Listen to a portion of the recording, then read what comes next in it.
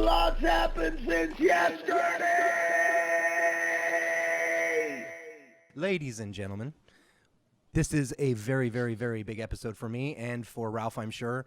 I'm going to bury the lead a little bit just because I like to mess with you people. Ralph, what would you say if I said the name Nonpoint? If I said the name Gemini Syndrome? What if I said Art of Dying? These are bands for those who don't know. If you don't know, fix your goddamn life. Sevendust? There's, dude, I mean, TJ, there's too many to name here, brother. I could continue. But on top of it all, Disturbed. And now, NBA. This dude's done it all. He's doing it all. He's continued to do it all. Who we have with us today, Ralph, is our friend TJ Sagen. He was Disturbed's manager for 10 plus years. My God, I don't know how you stayed conscious through that, man. That's got to be an unbelievable workload, and yet alone you continue to do all these other bands. How you doing, sir? I'm well. Thanks for having me. How are you guys doing? Excellent, brother. Let's get into it, man. We have a history with you. Well, I don't. I'm just now meeting you.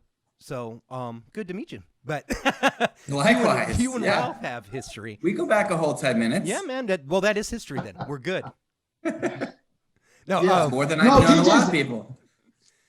TJ's a hell of a nice guy too, and he's fun to party with. I'm going to tell you right now. So, well, Ralph, you go ahead. The party with is true. The nice guy, I don't know. We'll see. Well, in the 10 minutes I've known you, dude, I've known him the entire time I've known him. He's been the best. Ralph, why don't you get into a little bit of the history with you, because you guys go back further than me, and you tell the story better than I do. Well, obviously, can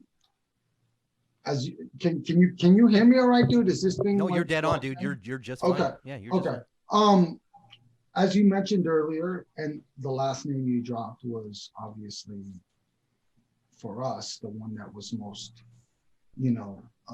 important, because we're fans of heavy rock and metal music, and Disturbed is, in my opinion, one of the biggest hard rock heavy metal bands of the last 20 years for sure. So when we were told, because we were on Twitter and we were trying to get our music out there, and so we had a fan on Twitter, and he happened to be in contact with TJ Sagen, the guest that we have today, who is or was the manager for Disturbed. Now, you're no longer representing them. Is that right, TJ? No, I am at this point clear out of the management side of the music industry. Okay. But at this time, which wasn't that long ago, I mean, how many years ago was that? I don't know. I want to say like 3 or 4. So, and at the time you were still managing Disturbed, and Disturbed was making their comeback because they had that little, hiatus that they went through. And so anyways, this dude on Twitter, cool dude, liked the music from my band Ravenscroft, and he was in contact with you, so he sent it to you, showed it to you. Apparently you liked it enough to want to check this out and talk to us more. So we went ahead and did that, and you and I arranged a meeting for you to come out and showcase us, basically watch us and see us live. And it was great. It was a great experience, and I'll never forget it, man. And honestly, it was very cool, and I'm very proud of that. I think to be able to say that Disturbed's manager actually thought you were gifted enough to fly out and come see you live to see what he could do for you, that's a big deal. So anyways, I thank you for that till this day, and I'm glad that we're still in contact. On the side note, can we talk about some of the bands that you've managed? Can you list through some of the ones? And yeah, absolutely. I mean, I'll start back to my early days. I don't know if a lot of people know the story, how I actually got in to the industry. It was really just a lot of luck, to be honest with you. I went to college, and I tell people I majored in baseball. I was a really good baseball player. I went to Division I school, Western Texas, on a full scholarship. Majored on the side in journalism. My thought was that if baseball didn't work out, I wanted to be a writer. I wanted to write books. And from that point on, I really thought that I was going to go pro in baseball. I was pretty good. I had teams looking at me from the major leagues, and I thought at some point I would be drafted and go down that path. It was a dream since I was a kid, and never once did I say I want to work in the music industry. Always liked music, never even realized what goes on behind the scenes in the music industry. You know, I would just go to concerts and listen to music on the radio, and that was it. But eventually the baseball career didn't work out. It was really a choice that I made. I was in a position, I had to choose between love or following a dream. And I ended up choosing love over chasing my dream. And neither worked out at the end of the day. And I found myself saying, what am I going to do next with my life? I worked a lot of odd jobs and really tried to find my way and what I was going to do. Writing, it turns out, doesn't pay a lot of money. Who would have guessed? And, you know, I struggled for a long time trying to figure out what I was going to do in life. Finally, you know, one thing I've always loved to do is help charities. So I started putting concerts on to raise money for my favorite charities, like the Make-A-Wish Foundation at the time. And somebody close to Disturbed, Jeff Battaglia, who ran Jeff Battaglia Management, happened to be at, you know, a show that I had, and he's a big baseball fan. So, you know, he ended up wanting me to play on his baseball rec league, which was great. But he's like, you know, he's like, are you really serious about like the music industry? I mean, you'd be good at it. And, you know, I've got my management company and I think you'd be a good fit. And I was, yeah, absolutely. Like, who's on your roster? You know, we got a band called Disturbed. I'm like, what? Disturbed at the time was just into their second album. You know, they weren't as big as they are, you know, at this point. They were still kind of starting out a bit. Introduced me to the guys. We all hit it off.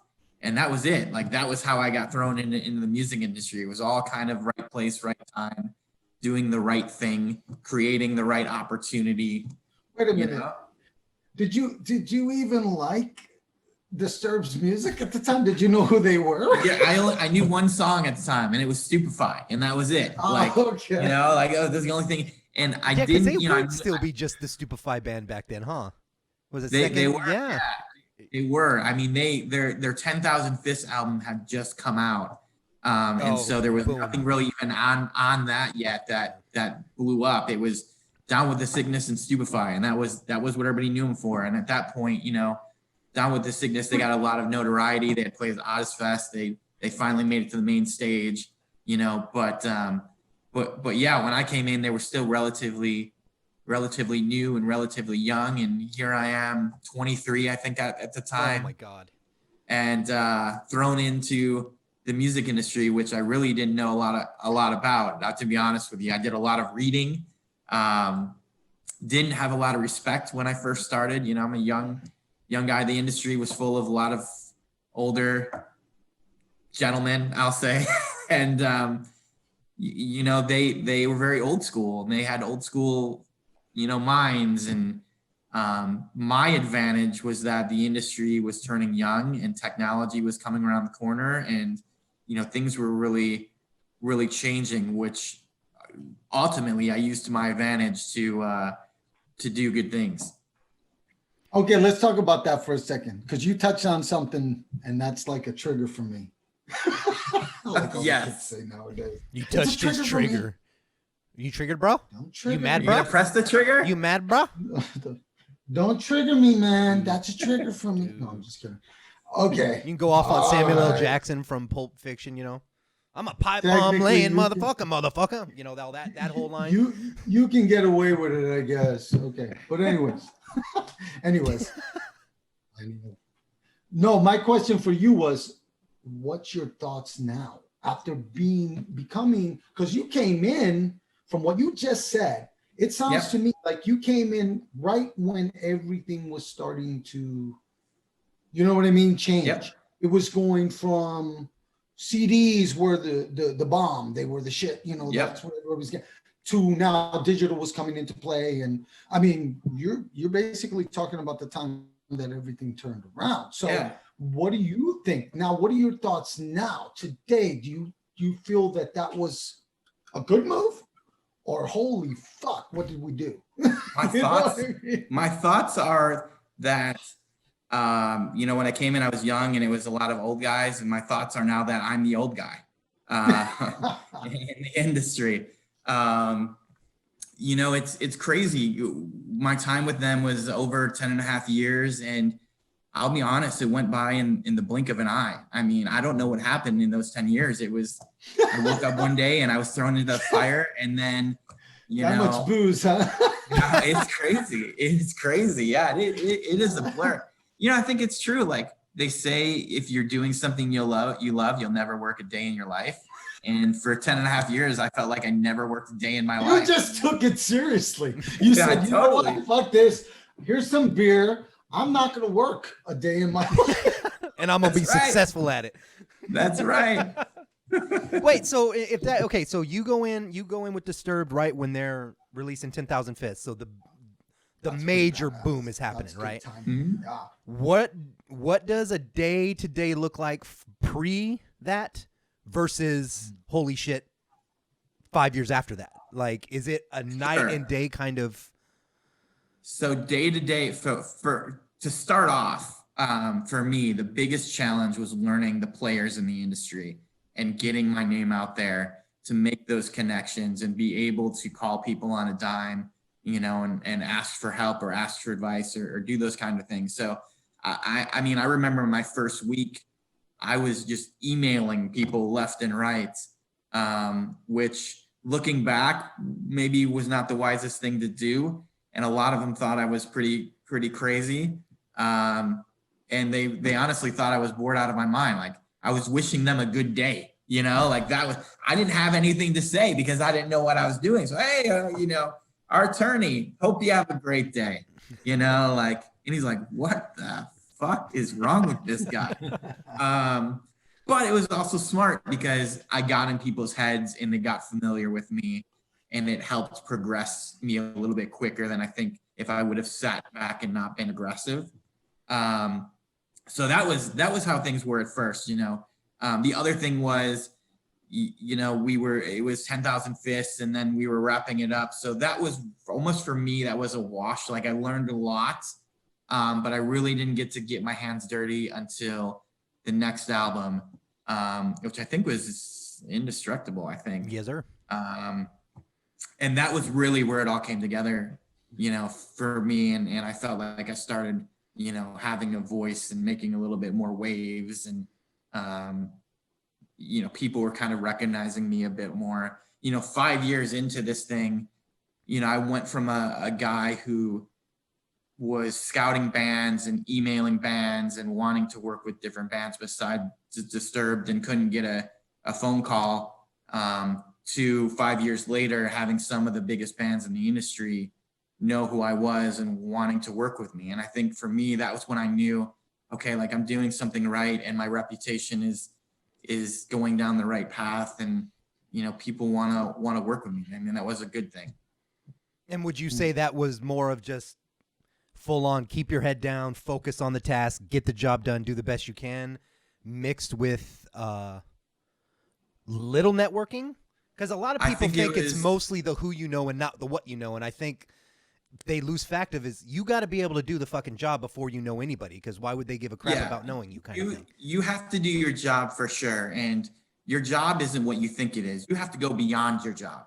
And if you go beyond what you're expected to do, that's when you become successful. If you're just doing your job, that's not enough. It's an industry where that is not enough. The relationship aspect is certainly important as well.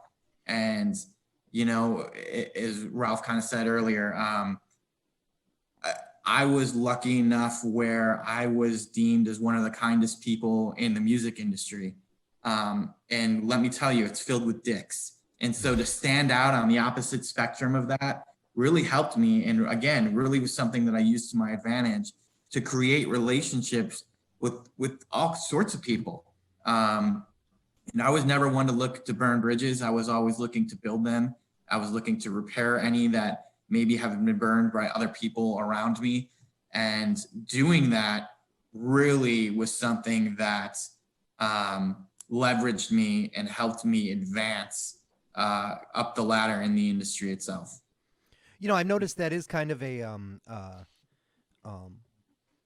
backwards way of thinking, especially in the band communities. You know, coming up, when me and Ruff were coming up in Serpent, you know, we would go through, you know, your bar bands and your bar shows and all this stuff, and there's always one band in the background going, oh, we cream these guys, and these guys suck, and this guy's, and you just immediately know, you're like, oh God, get away from me. It's, you know, and then at some point you start realizing, oh, like you said, that it should be the opposite. You know, why is there so many dicks in this industry? Like, I don't get it, because, you know, if you find a great group of friends and you build a team, whether it's another band or a manager or anybody, you instantly are motivated to do better for everybody.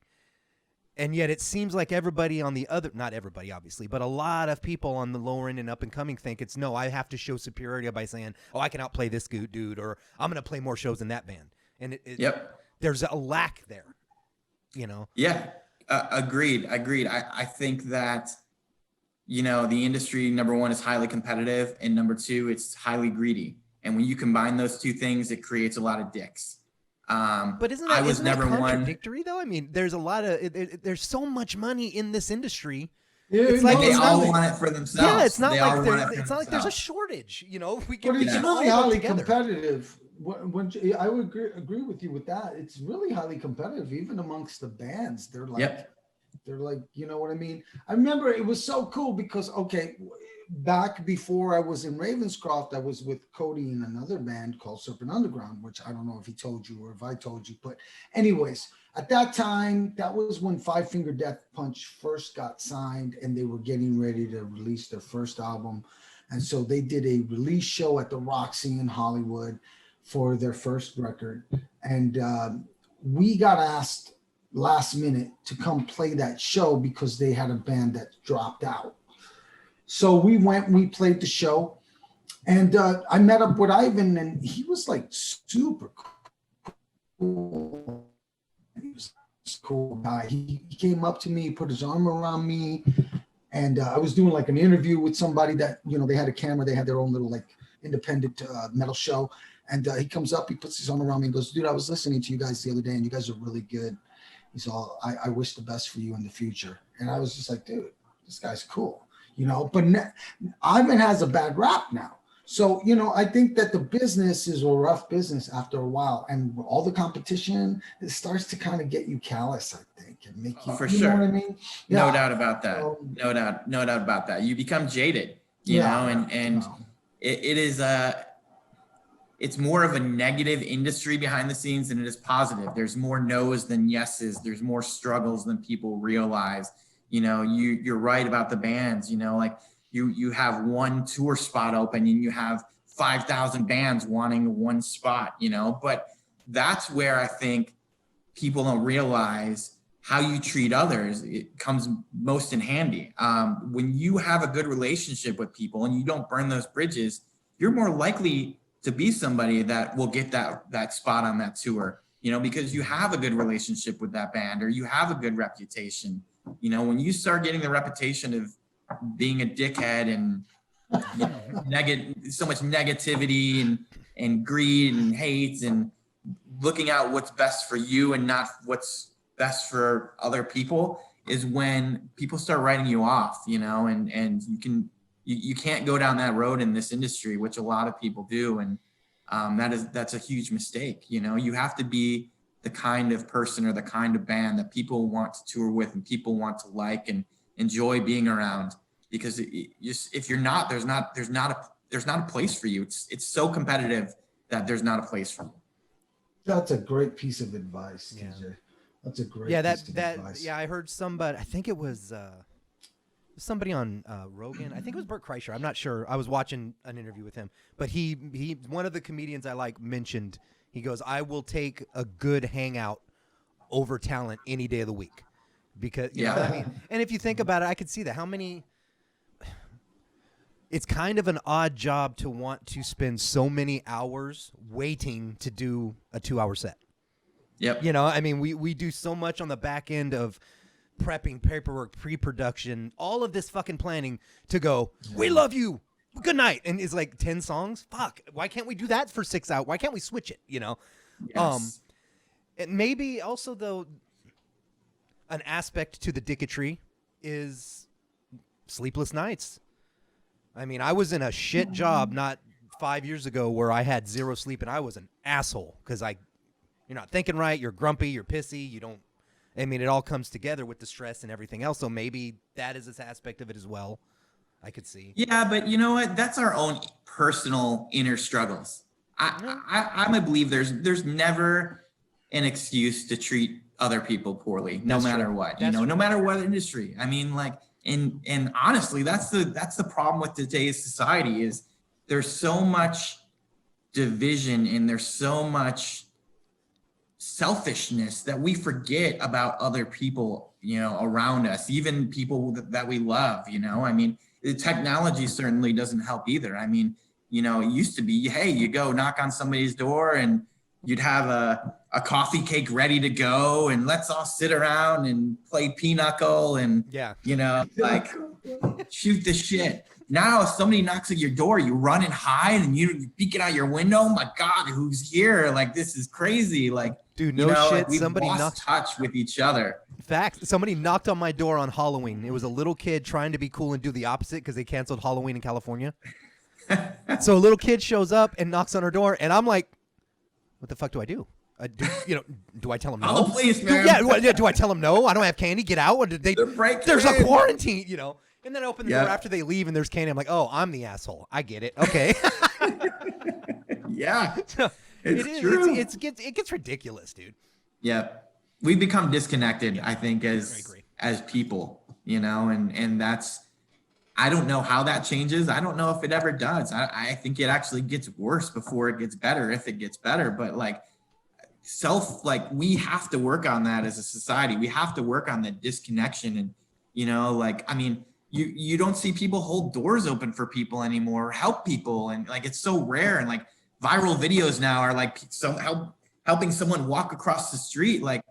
That should be a normal everyday thing that we do for each other, not something that's so rare that it gets 1 million views on YouTube. That's true. That's crazy. What was that? John Krasinski did that show during the quarantine, the Some Good News show. It is kind of sad that he had to do America's Funniest Home Video type show just for some good shit. That's rough. That is rough. You're right. Well, I think so it does. You brought up a good point. And so what do you feel about that? Because it's technology, basically, right? Is that it's the social media environment? So I'm guilty or was. I'm getting better myself. I mean, I was so wrapped up in Facebook and Twitter and Instagram, Snapchat that and honestly, it started taking a toll on my mental health, especially this last year or 2 years, the negativity you see on there, and you have to, everyone voices their opinion, which, listen, there's nothing wrong with voicing your opinion, but what happened to puppies and babies, man? Can't we get back to that? I don't need to know that you hate X, Y, and Z in life, right. You're allowed to do that, but I don't need to know every thought of every single person. And so I left Facebook at this point, and I've been off for a good, maybe 4 or 5 months now. And honestly, it's refreshing. I don't know what's going on. I look at friends differently now because I don't know every thought in their head, so I actually can go and have conversations with them that are meaningful. And, hey, how do you feel about this? Or instead of arguments on Facebook because you don't agree, or, it's just overwhelming. I'm on Twitter. I'm still on there, but really all I see is different news outlets, like breaking news, so I can stay up with that. And then Snapchat and Instagram are just kind of pictures. So I'm kind of really just keeping the pictures and wanting to see people's puppies. No and babies, TikToks? You don't want to do no TikTok dances? Everyone says I need to get into it. I just haven't yet. I have, but I hear it's great. So I laugh at it. I can't bring myself to do one, but it makes me giggle. Yes, I think that at some point in the very near future, I'm gonna have to go over to TikTok because I've heard and people keep showing me crazy, funny videos on there, and that's what it's all about, man. We need more laughs than we need cries at this Absolutely. point because we've all cried enough. Where does the if we're gonna talk about the craziness, let's I'm gonna steer it back into what we were talking about with the industry. Does the current election fiascos, even if Biden actually wins, I don't know what the hell's going on anymore. Is the world over yet? Who knows? But does Biden winning have any effect on our industry? Does it help us? Worse? I mean, or does it matter? That's a good question because we don't know. We don't know what Biden's presidency is going to be like. I think that I don't feel like politics has a huge effect on our industry, except when the artist brings in politics to the industry. It's my opinion that people go to concerts to get away from things and to like just enjoy. Everyone interprets music differently, and that was always for me and out and relaxing was to get away from the world's problems for a couple hours. And sometimes politics are brought into that, and sometimes they're not. I don't know. I don't know if Biden affects it or not. I know that our biggest issue right now is COVID. Until we figure this thing out, we can't even have an industry.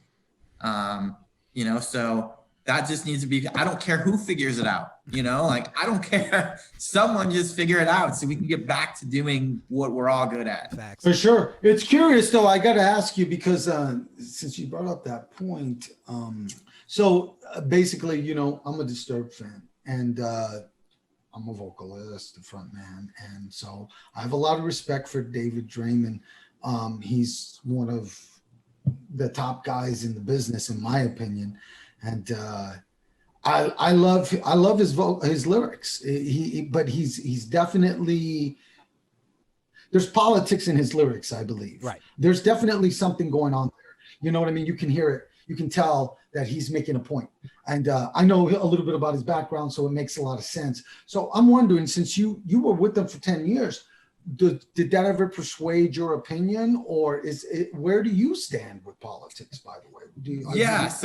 Listen, the great thing about being an athlete or musician or anybody, that's an influencer of any kind is you do have a platform where you can spread your political beliefs or take sides or whatever. And I certainly don't fault anyone for doing that. Mm-hmm. For me, I always kept very quiet about it because, what I believe is what I believe, and it may vary from what other people believe. And at the end of the day, that doesn't make them a bad person or me a bad person because we don't believe the same things. I mean, we live in the United States of America, and that's what makes this country so great is that we're allowed to believe, what we want to believe. I think that, when it comes to Disturb having politics, whether it's David talking about it or the music, it never influenced me one way or the other. I was very focused on what my job was. There were certainly times that I won't lie, I think some of us were nervous about some things that may be said because you don't want to piss people off at the end of the day,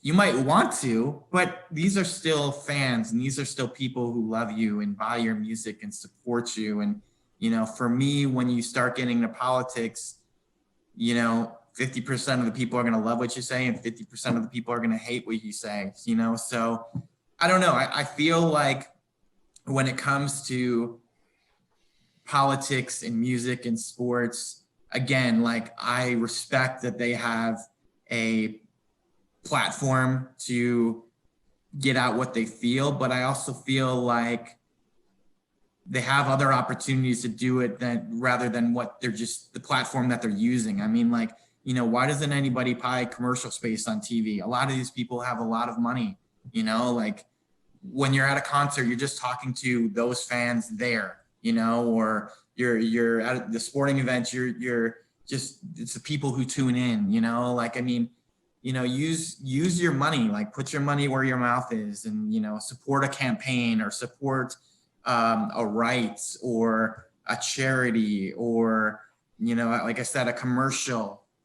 Try to, that's what I would do if I was rich, which I'm not. But yeah, I just feel like, for me, it's what you say is probably not going to change how I feel, and what I say is probably not going to change how you feel. So, let's just get along as the people that we are. And if we want to talk about it, we'll talk about it. And if not, then we don't. But let's focus on what's important, which is really the music and inspiring people and bringing people together. Facts. Well, and that stuff gets a little dangerous anyways, because at certain points, and you got people throwing punches over whether you like pineapple on pizza. Eventually it's like it's how many times you're going to disagree before you just realize, oh, we just don't like each other. Go about your separate way. It's like, who cares? Yeah. I get it. Exactly. Yeah. But it's gone. Next question. My brain just completely shut down on that. Well, no, I did have a question. Yeah, go for it, dude, because I'm not legit. My thought just shut off. Well, I'm curious. Number one, how do you go about making them? I mean, you're making a living off of managing bands, right? You've got Disturbed, it's a big, huge band, and when we were dealing with each other, you took on Nonpoint at one point, and Nonpoint at one point. But anyways, you had several other bands, right, that you were dealing with that were pretty well known, right? So what was the thing that, I mean, you don't have to answer this if you don't want to, TJ, but I'm curious, what was the thing that made you walk away from that and decide that you wanted to go get involved with the sports? Sure, that's a good question, and I will answer anything that you ask. I'm totally upfront about things. Do you like pineapples on pizza? I'm not a fan of pineapples. Thank God, I was going to have to end the interview if you were going to say, yeah, Yeah, I'm all about it. like, I had to shut it off. There's like a mixed. It's just Dude, like, whoa. we totally lost that joke. You completely zoned out right there. You were like, right? Did I really? No, what's it called when you like propel someone from an airplane? oh, eject them? Yeah, like there's like an ejector seat. We're like, see you later, buddy. and I'm gonna, when this goes live, when I say that, there's gonna be a percentage of people that just stop and stare to see what you. And if you said, and some people are gonna hear like, oh, he doesn't like it, I'm done with this show. It is what it is, dude. We gotta suss them out. I will say that if you put pizza in front of me of any kind that has anything on it, and I'm hungry enough, I'll fucking eat it. You just throw off those pineapples. You're just like, you can pick them off. Yeah, you can pick them off. I prefer to have my pineapples on a beach somewhere, like with a fruity drink. I never really liked pineapples. I knocked you guys off course. I'm sorry. What made you switch from music to sports? Yeah, there was a lot of factors. I think that number one, I'd been with them for so long that I was at a point where I knew the band was getting older, and I'm actually younger than them, quite younger than them, which they'd hate for me to say, but I'm at a point where like I was ready to embark on a different adventure. I had to think about me at some point, and I spent 10 and a half years thinking about other people and what's best for them and how do I help them and how do I do things for them. It was time for me to think about me and say, listen, like, the job security, what does this look like going forward? How long is the band going to be around? How long can I do this where I still feel like I make a huge impact on people? And right at that moment when I'm having kind of these thoughts, the Milwaukee Bucks were building a brand new arena in Milwaukee. And I actually came up here and met with the Bucks, and my goal of that meeting was to see what this new building was going to look like and to see if there was any opportunity to get bands in there that I worked with, whether, it's a large band like Disturbed playing in front of 18,000 people, or if it's a smaller band like Nonpoint where you can scale the arena down and play in front of, 3,000 people. That was the goal of my meeting, but I really hit it off with the Bucks, and they approached me not long after that meeting and said, hey, like, what are you doing these days? Would you ever consider coming and helping us run this arena in the entertainment aspect of things? They were really good on the basketball side, but they never owned a building of their own where they had to also know a lot about the entertainment side.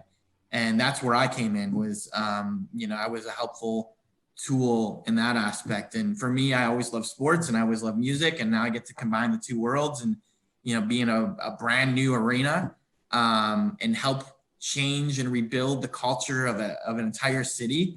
That was something I couldn't pass up. That's so fucking cool, dude. That's what a cool feeling it must have been to get a call from an entirely different industry going, hey, dude. It was great, man. You know, like it goes back to relationships, you know, like, I mean, when I build relationships, I'm never thinking about what can I get out of this.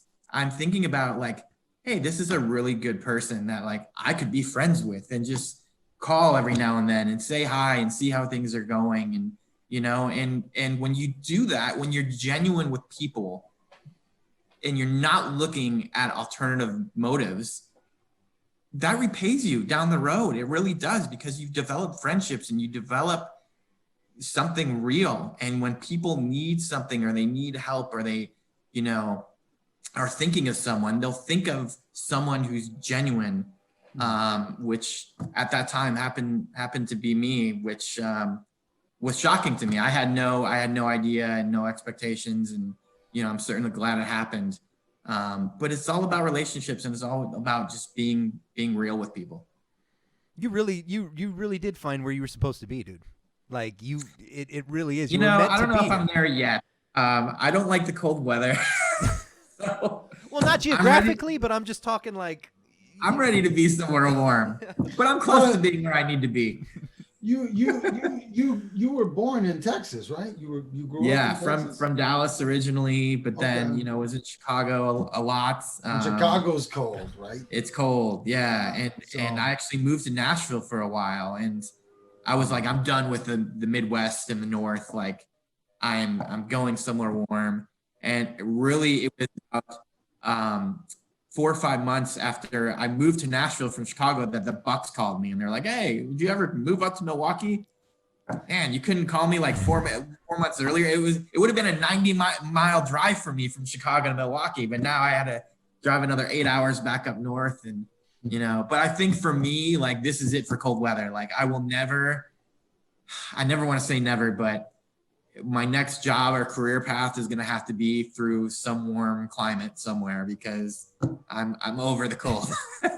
You're ever changing, huh? You're just like, okay, let's see what's going to happen next. You know I don't know. It's crazy. You know, I think that, like, for me coming here to Milwaukee, again, I wanted to change the culture of the city and help rebuild things and help get a new arena off and running. And, you know, and I've done that and I continue to do that. But at some point, you know, like, you can only do so much, you know, and when that point comes, it's time to think about, okay, like, what's my next calling, or where can I help again next, you know? And so I always think about that. And I don't know, I don't want to say my work is done here in Milwaukee. To be honest with you, I would love the Milwaukee Bucks to win a title and I would get a championship ring. That'd be sick. Then I might feel better about leaving because I've got a ring on my finger. But So no, they're if still, they like it, they better put a ring on it. Is that what you're? they better freaking put a saying ring right on now? it. Yeah, they better put a ring on it. You know, we thought it was going to happen last season, and we were in a really good position before the pandemic hit. And then the pandemic hit, and then we went to Orlando, and there's a bubble, and you lose home court advantage, and you know, and it really threw my ring plans for a loop. Is the job not in its? I guess it would be, but not the job. Is the sports world a completely different world from the music world, or is it still basically the entertainment? It's basically the same thing. Yeah, it's the entertainment industry. Yeah. And listen, like, for me now, I'm still in the music industry. I'm just on the other side. I'm not on the management side now. I'm on the, you know, the booking and that sort of side, which was another great thing for me is that, you know, a lot of my relationships within the music industry transferred over to that. And now I'm in an arena where, you know, all these bands come through that I have great relationships with. So it's like, it's cool because you get to see your friends, you know, a couple times a year as they come through and you get to see their show. Whereas, you know, with Disturbed, you're always on a cycle or a tour with them. So you might cross paths with your friends here and there, but you don't get to see them as often. It's just kind of luck where now it's like, I'm in one place and they all come through this city at some point. So you get to kind of hang out and see them. And when you're when you're on tour with Disturbed doing your job while you're there, right? Do you personally even get a chance to go, oh wait, like, I don't know, off the top of my head, Slipknot's playing, I want to go catch them. Do you even have time while you're doing that shit? Or is it like, I'm made in time. Disturbed? Oh, okay.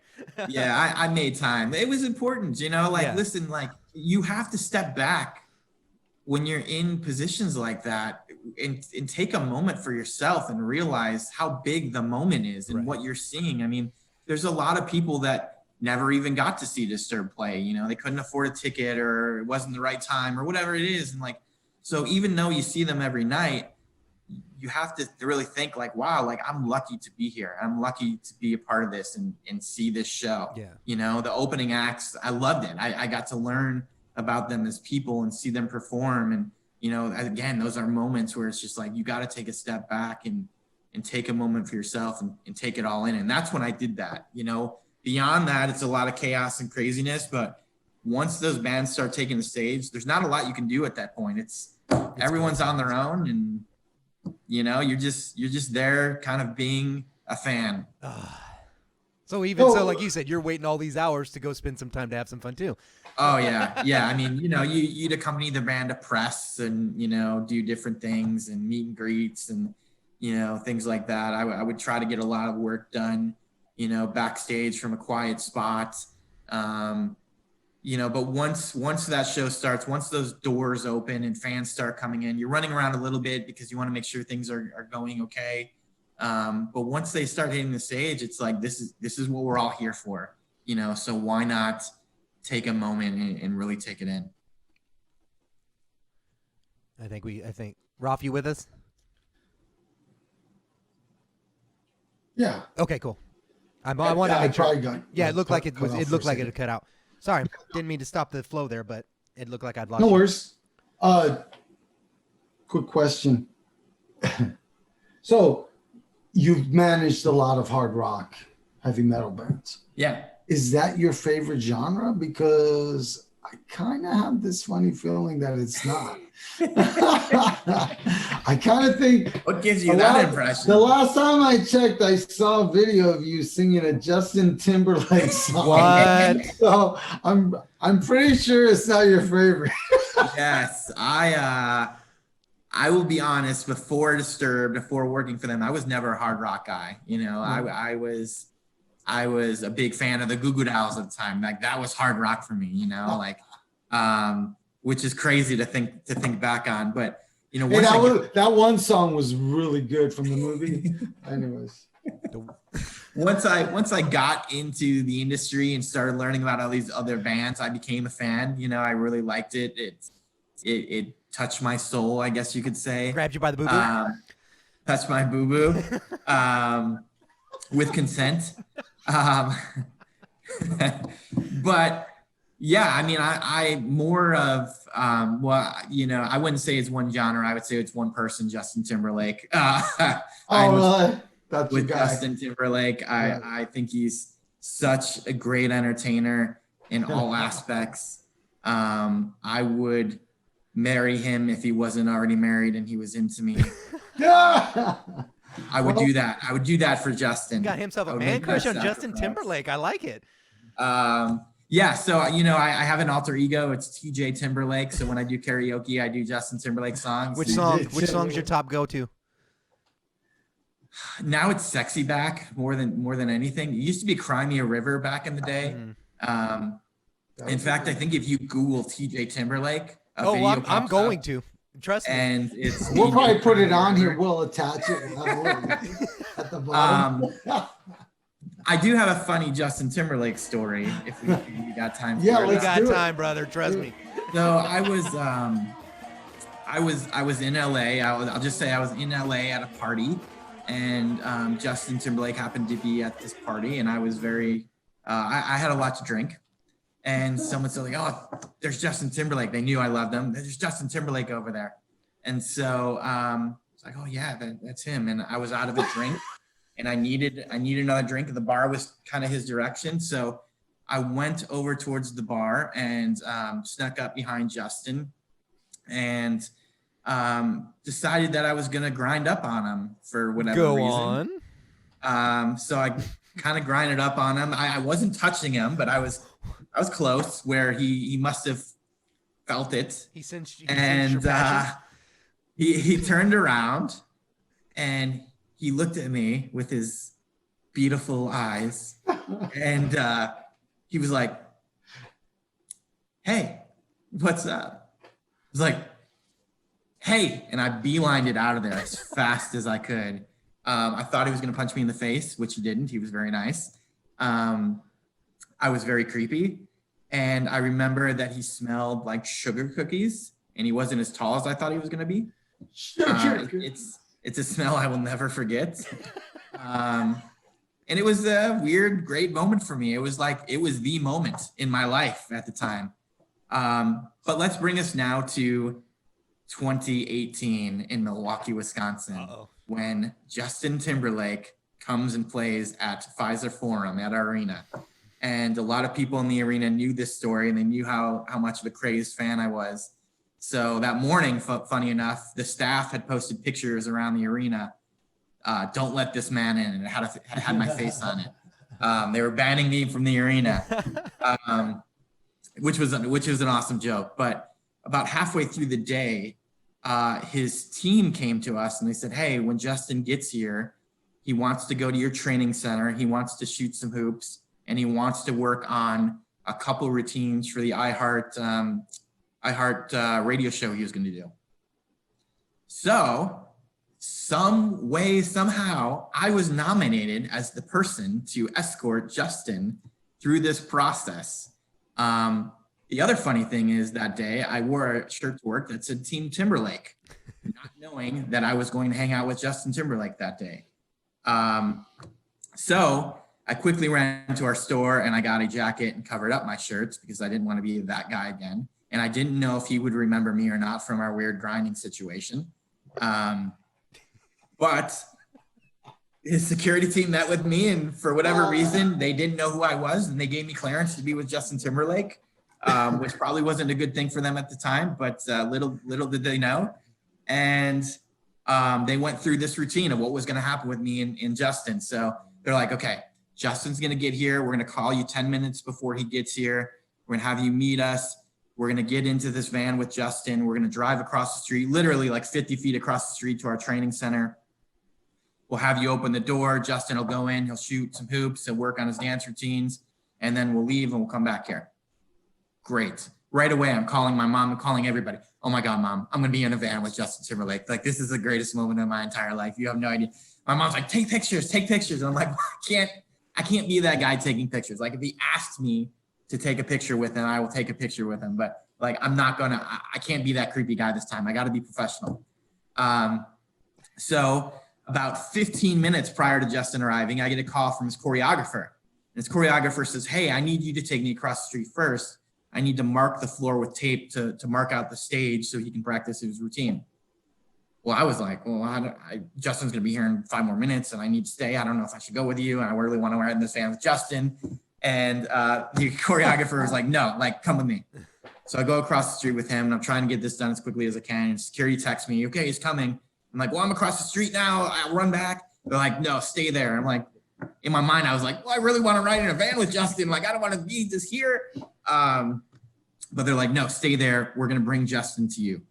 So I go outside by our front door of the training facility, our back door of the training facility, and I see the arena garage door open and van pull out, and I get a text, "We're on our way to you." And I'm like, "Oh my God, they're bringing Justin Timberlake to me right now. This is amazing." And I see the van pulling along, and of course it pulls up, and I open the gate, and it drives in, and I'm running alongside of it because I don't want to miss him get out of his freaking van and hold the door open. He gets out of the van, hold the door open to the training facility for him. And he comes right up to me. He looks me dead in the eye, just like he did that night. And he says, "Hey man, I'm Justin." And I was like, "Hey, I'm TJ." I was like, "It's great to meet you. Thanks for letting me come over here and do this." And I'm like, "It's great to meet you too." So bring him in, and he starts shooting hoops right away, and I'm rebounding for him. And man, it was like a dream, like playing basketball with Justin Timberlake. And he kept hitting shots, and I kept rebounding. He's like, "Man, every time you're great at passing the ball. Like every time you pass it to me, I make a shot." And I'm like, "Well, I could go like wherever you need me to go. Like if you want me to tour with you and be your rebounder, I will do that." And I told him that, and he laughed. And you know, we talked about life. We talked about my disturbed days. We talked about his family. We talked about politics. We talked about so many things. And I spent about 2.5 hours with him, really just me and him. Then eventually his dancers came in, and I watched them go through this iHeartRadio routine. It was like a private show.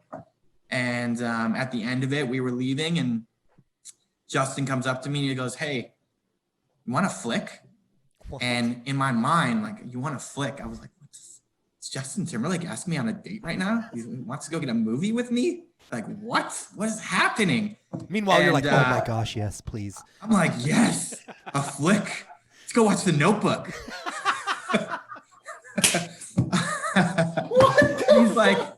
He's like, "No, man, like a flick, a pic. You want a picture?" I'm like, "Yeah, I want a picture." I'm like, "My mom won't believe me." And he's like, "All right." So we posed and we took a selfie together, and he couldn't have been more down to earth and more kind. And, you know, "You got tickets for tonight?" "Yeah, I got tickets." He's like, "Yeah, but where are your seats?" And like, I was like, "I got good seats." Yeah, I didn't want him to know, like, I went and bought fucking front row seats. You know, I didn't want to be that guy. But I was like, "Yeah, I got good seats. Don't worry about me." And, you know, he was just like, "Yeah, whatever you need, like, let us know and we'll take care of you." And, you know, like, he couldn't have been more gracious. Even after the show, he told us that our arena was the best sounding building on his tour. You know, he talked about how he's so focused out there, but he sees the faces of every person, every individual. You know, he really is in tune to what's happening. It was an incredible experience. I never asked him if he remembered me about grinding up on me. I never showed him my shirt, though I regret not showing him my shirt because I think he probably would have loved it. But yeah, he didn't seem to remember me, which is good. And I got to have my do-over with Justin. And I think if you go on my Twitter, actually, it's the first picture on my Twitter of me and Justin from that day. Dude. And it was like the greatest moment. I'm kind of pissed. I have never met Justin Timberlake. That is so crazy, dude. That story that you just told, the only thing that was going through my mind the whole time was just like, Justin's like the Mandalorian and you're little baby Yoda. He was like, yeah, a Greek god. He was Zeus. He was amazing. Okay, well, how long has this bromance been brewing? Like, have you been a musketeer for Justin? Like, I mean, 38 years. So it's been that far back. Mickey Mouse, from the Mickey Mouse Club on. Yeah, from Justin and Brittany and Christina, right? Yeah, yep. I'm telling you. Insane. So if Justin Timberlake and Fuzz, the original bass player for Disturbed, were to get into a fight, who would win? I mean, what the fuck? I could never go against my man. Justin Timberlake will win any battle, anytime. Why are you pitting like a bassist versus a vocalist? Why couldn't you pick another vocalist? I don't know. It's just a guy, you know. You just randomly chose. I just thought. I remember that I think they fired him. So, you know, I'm guessing they're not in the best. You know, they're not like best friends or anything. So, and he loves Justin Timberlake. I will pick Justin over anyone or anything any day. Doesn't matter. I don't know. Who, just a where, silly what, question. Hey, did Justin know was he familiar with Disturbed? He was. Yeah, he said that he had worked out to them.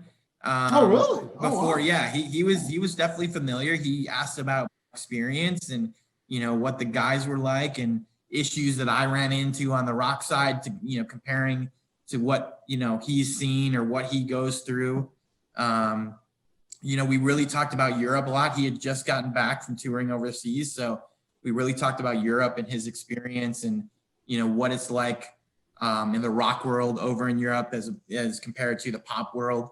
So it was great. Like I felt like we became best friends for 2.5 hours. It was great. That's cool. That's cool.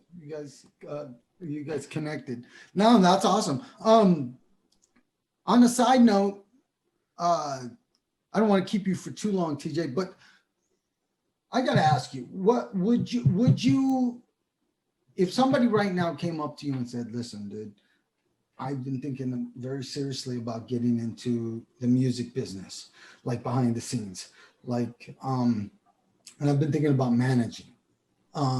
Is that something that you would suggest? Or what would what would you tell them? What would be your takeaway for them? Yeah, I mean, listen, I'll always be honest advice. again with everyone. I would tell them, if you've got a dream of any kind, chase it. If there's something you want to do, chase it. Like, you can do it. If I can do it, you certainly can do it. But it's not easy. It's not an easy road, and you have to be prepared for the challenges that you're going to face. I mean, again, you're going to get a lot more no's than you are yeses, and you can't let those things discourage you. I mean, you have to keep trucking along, because at the end of the day, it only does take one yes. That's it. It takes one yes to make progress. So it's almost like never take no for an answer. I mean, the Beatles were turned down by, different record labels and people, I mean, it's the fucking Beatles, and you can't get discouraged. You have to understand that and realize that. And it's hard to keep a level head, but if you can do that, I think that you can be, very successful. Sorry, dude. No, in dude, it's all you. Comparison to 10, 20 years ago, 10, 20, 30, whatever years ago, within the last 30 years, I guess I would say, how do you see the music business as compared to what it is today? You know what I mean? It's ever changing. There's no doubt about that. It's funny because I go and talk to kids in colleges who are going to school for this, and I never went to school for it, and they say, well, should we even go to school for this? Like, you didn't go to school. You don't have a degree in this. My answer to them is always, yeah, absolutely. Like, the more you educate yourself and the more you know about the industry before you actually get into it, you'll be far better off than I was, which was having to learn on the fly, So, and also, again, with technology and things changing, I mean, the more you can learn about those things, the better. I don't know where the industry goes in, 10 years from now or where we are. I think that once we get through COVID, I think it'll be re-energized. I worry about markets being oversaturated after COVID, to be honest with you. All these bands who were supposed to tour when this hit now have to reschedule their tours. All these bands that were off that didn't have plans to tour are now planning to tour.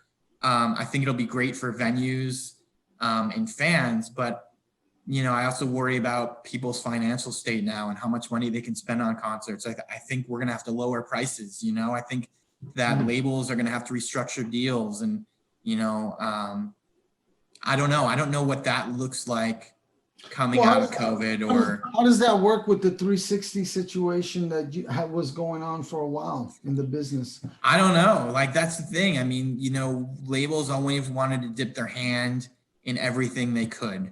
And labels are the toughest people to adjust, I think, to new things, because they start losing so much money. They're not adjusting, and then they have to dip their hands in the pockets of the artists to kind of get that revenue back. I don't know. I don't know what they're going to do. I really, again, I think ticket prices are going to have to be lowered, because the dollar can only go so far when you have every band on earth probably touring when we come out of this thing. Bands will probably make less as well. I think radio will become even more important than it has been. I don't know. It's going to be interesting. I think it's anybody's guess as to what this looks like 5 years from now. I think we'll be thriving, but again, what it looks like as far as deals and things go. I think there needs to be creativity and on restructuring deals so it works for everybody and it's not, you know, one-sided towards a band or one-sided towards a label. Do you think the old ideas of live shows will come back, or are we gonna forever be changed? Like, is there ever going to be mosh pits again? Is there going to be, or is it going to be this social distance? Yes, idea? there will be those things again for sure. You know, when we have them, I don't know. I think, you know, there's a lot of talk about vaccines currently. I think it's great. It's great news, you know, to hear that maybe come April, a lot of these vaccines will be available to the majority of people. But we also need to understand that it's going to take time to, you know, get those vaccines. I mean, everybody can't go in the same day and get a vaccine. It's going to take time for that to happen. You know, we need a certain percentage of the country or even the world to get a vaccine. Otherwise, you know, we're still going to have crazy cases of this going around. I think you'll see protocols in place when tours start up about, you know, maybe vaccines tied into tickets. Like, hey, to get in, you have to upload a document that says you got a vaccine or you got a negative COVID test or something like that in order to get into a show. But I think once we get further down the road, 2022-ish, maybe, you know, 2023, you'll see more normalcy where you won't need those things anymore. Things will get back to normal. You can have full arenas and mosh pits and everything that you want to do. But coming into this, I think it's going to be a gradual climb. You know, I think you should still wear masks, you know, at some point, or keep your distance. But like, again, once we get this kind of eradicated, the virus more eradicated, I think it returns back to normal and it's better than ever. A lot of people think that this is survivable and that basically how much you take care of yourself on the inside, you know what I mean? How well your immune system is working is going to dictate whether or not you're going to do just fine and get past this. What are your thoughts on that? I mean, do you think that this is something that is based on the person, or do you think that this is something? Yeah, I mean, listen, I think it affects everyone in different ways. Mm-hmm. I have been affected by it personally in my life in a few different ways. I have a friend who lost both grandparents to it. Their grandparents were relatively healthy, but they were old, you know, and this really affects older people. I have a friend who lost his brother who was 34 years old, who was healthy. So, I mean, he didn't really have any pre-existing conditions or anything like that, but and it's funny because he got it and then he felt like he was getting better. And then it just hit him again. And he didn't survive the second time. I have somebody really close to me who got it. They're very healthy. They got it. It wasn't pleasant for them. I mean, they were sick. They had trouble breathing and things like that. And it's weird because they tested negative twice for it. But the doctors were like, you have it. And the reason they said that they tested negative for it was it doesn't always live up just in your nostrils. So when they swab it, if it's not up there predominantly, it'll come back negative even though you have it. So she obviously knew that she probably had it. She had all the symptoms. She struggled. She was in bed for weeks and then recovered, got the antibody test, and that showed that she did have it. She had the antibodies for it. But what happened after that was she still didn't feel right for weeks and weeks. Like, she didn't have it anymore, but she didn't feel herself. Got blood work done and found out that basically she's in stage 3 of kidney disease at this point. Oh, fuck. That it had ravaged her organs so much that it set her kidneys back like years. And they don't know that, you know, you can't really recover. Once you have kidney disease, you can't really recover. I mean, it only goes downhill from there, and eventually you have to have a dialysis or transplant. And even over the last month of being diagnosed, her kidney numbers have fell even further. And they attribute that to COVID.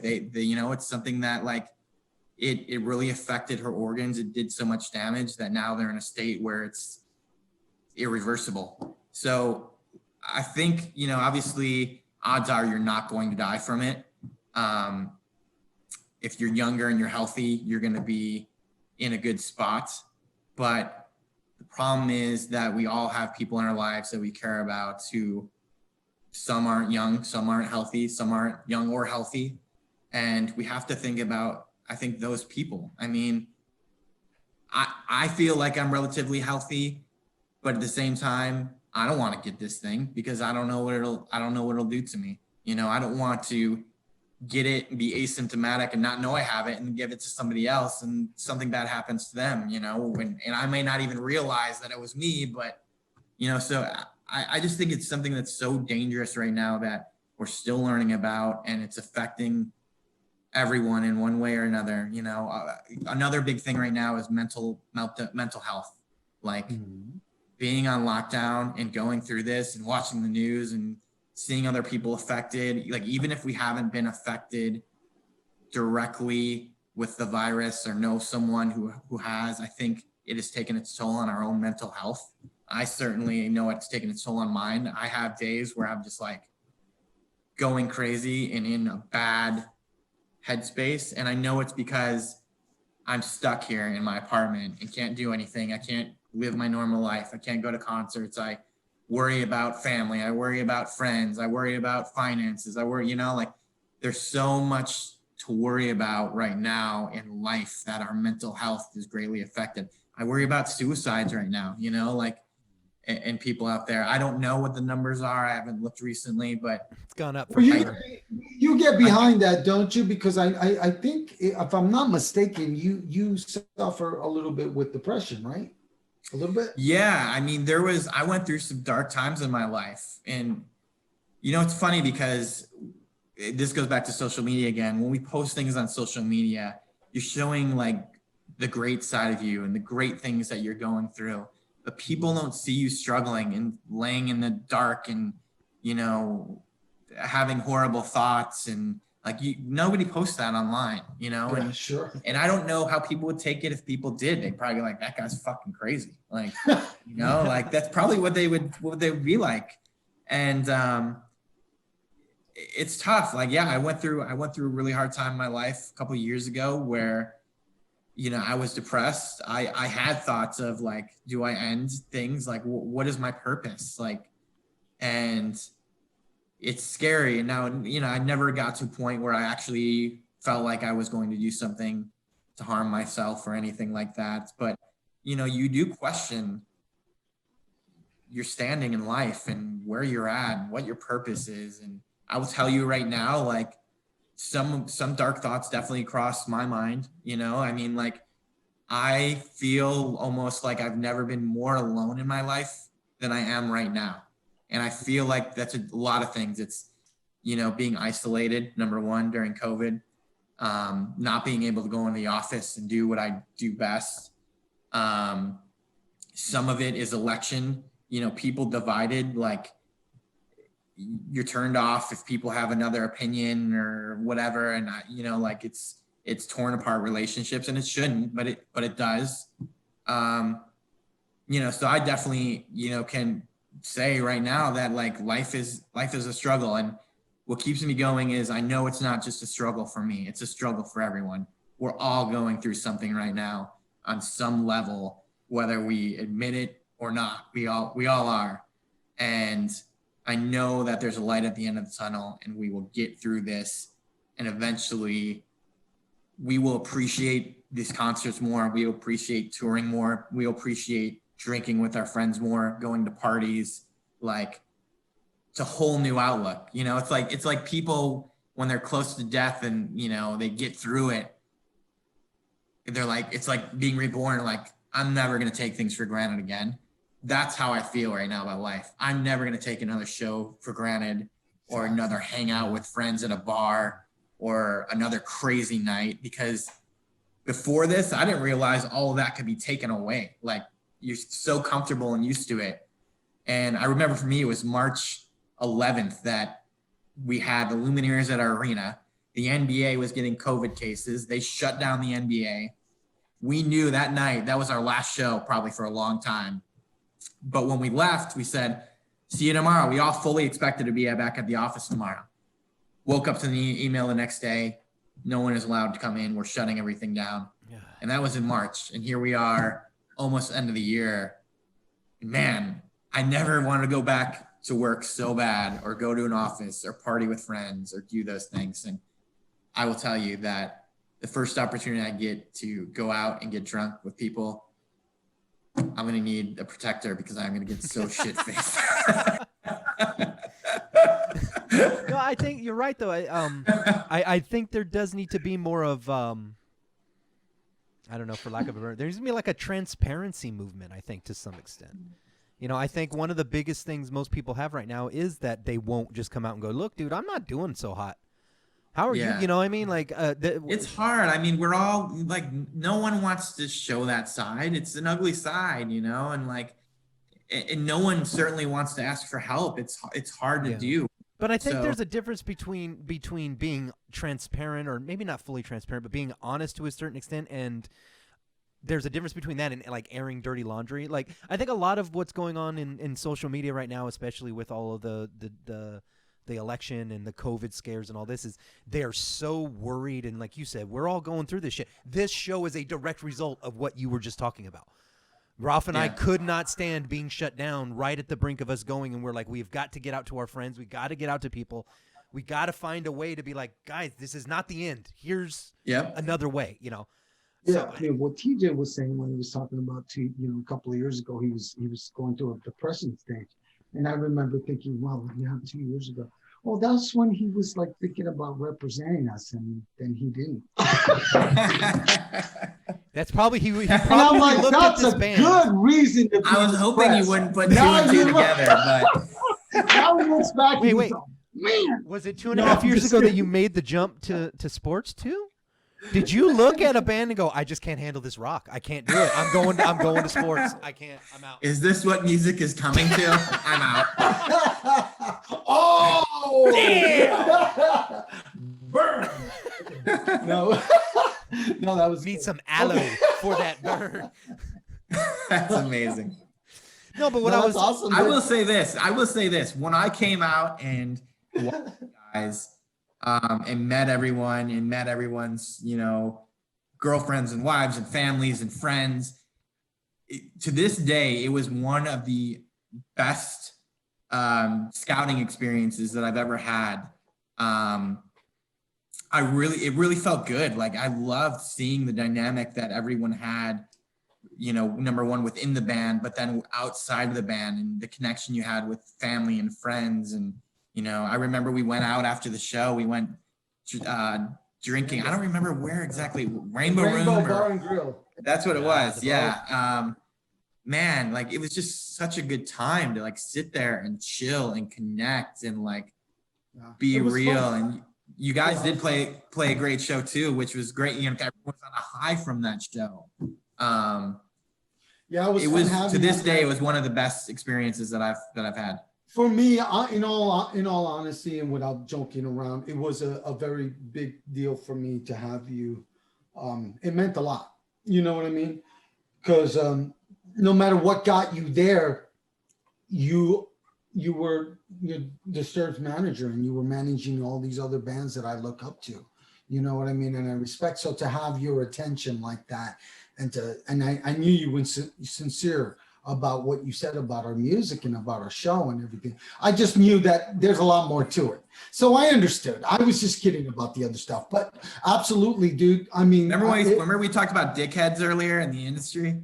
Yeah, exactly. There's a lot of them. So I know it's a tough business. So, but it was great because we were able to connect, and you've stayed in touch with my wife to a certain degree. And it was nice because I was thinking about it. I'm like, man, wouldn't it be cool to get, now that we're doing this podcast, wouldn't it be cool to get TJ on the podcast and have him talk about the business and stuff? I wonder if he'd be into that. And Lisa was like, yeah, he might go for it. I think he might. I'm like, absolutely. Would you hit him up? And she said, sure. And so, and then I was a little shy to hit you up at first because we hadn't talked in a while. So, but I'm glad I did, man. Listen, I love you. I respect you. I love your wife as well. And like, I love doing things like this. Anytime I have a chance to number one, connect with great people. It's something that I will never pass up. Well, we'd like to have you on again, TJ. Anytime. If you're down to do that. What are your plans for the future? Do you see yourself in the next 3, 4 years, 5 years, still connected to the music industry, or? Yeah, absolutely. I don't think that's going anywhere for me. I will still be always and forever involved in the entertainment industry, the music industry. I've had bands approach me about getting back into management, and it was something that I was like, nah, I'm not going to do again until COVID hit. And now it's really opened up my eyes to a lot of things that I feel like I can still do and accomplish. Not only with the Milwaukee Bucks, but also managing again in the music industry. So I think that for me, there's going to be another time, a right time and a right fit that I would consider coming back and digging into that world again. Well, right on. The music industry could use you, dude, because like you said, there's a lot of assholes in this business. And I'm not trying to be a jerk, but there are a lot of people that really have the tendency to take somebody who is really just trying to get their voice heard and then mash them down. Yep.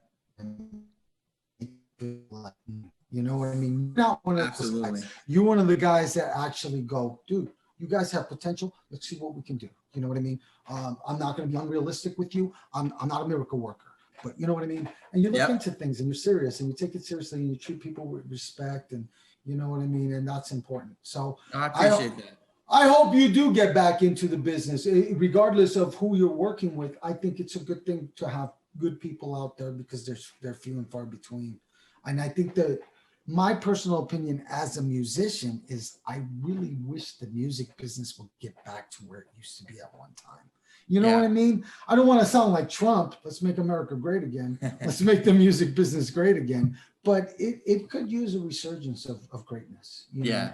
I agree with that. And I appreciate the compliments. It means a lot to me. Like to this day, when I hear that I affected someone's life in a positive way, or they, believe that I was, one of the good guys, like that means more than anything that anyone can even imagine. So I appreciate it. No, it's an honest truth. I'm just straight shooter, bro. Love it. I have no more questions. Ralph, do you have anything else you want to go over? No, I just it was nice having you, TJ. Do you want to share anything with the people that are going to watch this at some point?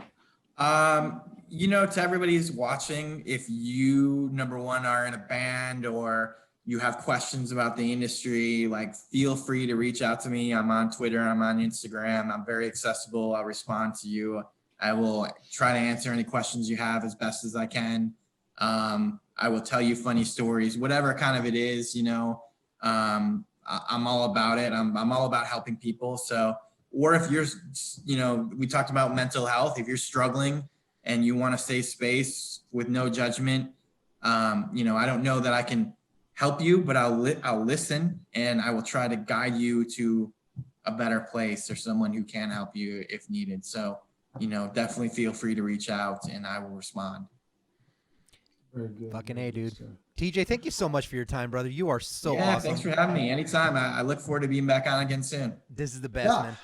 Are you still friends with the guys that a lot of the people that you've managed? Not just necessarily Disturbed, but I know.